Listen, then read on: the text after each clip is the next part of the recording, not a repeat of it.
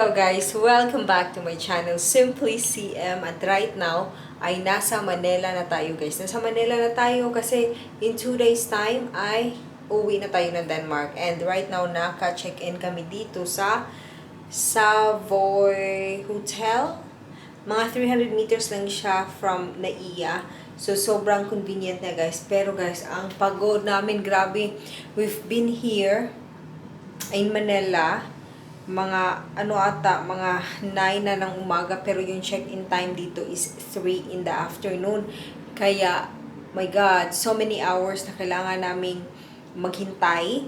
And then, kasi if we're going to check in early, that means we have to pay like 2,000 pesos plus, and I think that's 2,500 for an early check-in. So, I feel like that is just too much. So what we did, we went out, we left our luggages dun sa, parang reception area, tapos we went out, we roam around, tapos kumain, ganyan. And then finally, after so many hours, andito na kami sa loob guys. And so after so many hours, andito na kami. So mag-tour tayo guys. So we just got in. Luggages are here. There you go. Maliit lang siya. Not so much maliit, but it's more of in the narrow yung style nila ba.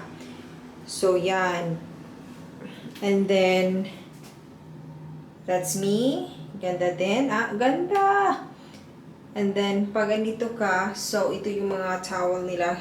Si Martin katatapos na mag-shower. So, yun. Ganyan. As in, I think 3 minutes lang kami andito. Nag-shower na agad siya kasi nga parang we feel so dirty. So yan. First time ko lang talaga pumasok. Oh, okay. So yan yung shower area nila. Nice. So yan guys, after the bathroom, there, kita nyo dyan. So the next thing here is, ito na. Yan. Ganda. May dalawang may dalawang water kanina ininom na ni Martin. And then those are included, so I really like it. So I can have my coffee. And then, yeah. And then dito naman ay lalagyan ng mga damit. There you go. After ng lalagyan ng mga damit, ito na. The moment of truth. So yan. Maganda actually siya. Nice. Kita nyo naman. Ganyan. So, yung bed, ewan ko ba kung bakit ganyan yan. Kasi, I actually know why. Because it's the cheapest you can get from here. It's also the only one who's available. Really? I requested for one big bed.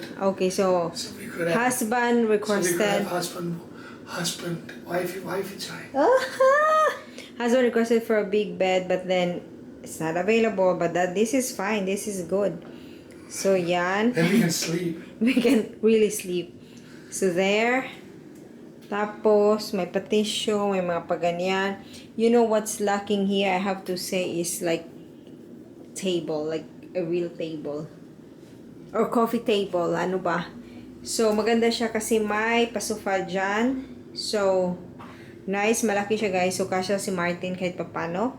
And then here, in this side. Is that a chair and a table? I have to. Yeah, it's so confusing. Is it?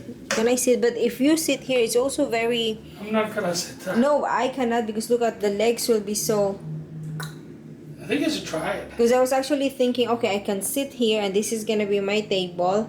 I think it's meant for that, to be honest. Yeah, I don't know, but it's just, I think it's too.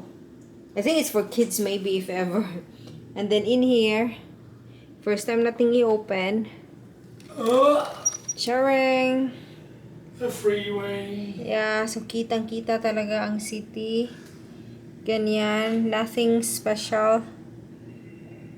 Ganyan, pero we're happy kasi. Now, say goodbye because we need to. Okay, so yun guys, tapos na ang ating tour.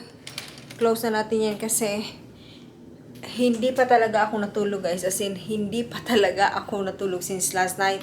We've been very busy. Nagbingo kami kahapon. And then after that, napunta kami ng bahay ng sister ko, kumain kami. And then when we got home, Like, I had to pack things and then it turned out na parang ang dami naming bagahe, which is na over na para sa 23 kilos na parang libre ba ayaw kung magumastos na dahil lang sa So anyway, I had to repack everything, try to think which is the best way to do it, but nag-success naman, now we're here. Pero ang resulta nga guys, wala akong tulog. So yun, at least now we're here.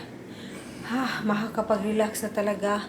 It's been a long, long day and maybe, I don't know if I'm gonna make another vlog later today or tomorrow, or maybe the next vlog you will see is we're already back in Denmark.